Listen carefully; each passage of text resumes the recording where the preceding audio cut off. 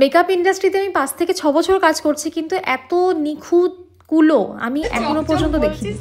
এত দারুণ হয়েছিল কুলোটা। এটা ছিল আমার বিয়ের কুলো, আমার বিয়ের প্রত্যেকটা জিনিস আমার বিয়ের। আর দেখো কতটা নিখুঁত, কতটা নিট অ্যান্ড ক্লিন, যেটা সম্পূর্ণ নিজে হাতে আমার দিদি করেছিল তার ছোট্ট বোনের জন্য।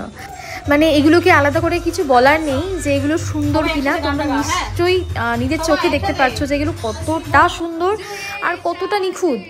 তো যেহেতু দিদির সম্পূর্ণ ভালোবাসা আর কি বলবো, নিজের ছোট্ট বোনের জন্য সবটা নিজে হাতে বানিয়েছে, তোমরা দেখতেই পাচ্ছো অনেকটা কষ্ট করে, অনেক খাটনি করে এগুলো বানিয়েছে, অনেকটা টাইম লাগে এগুলো করতে।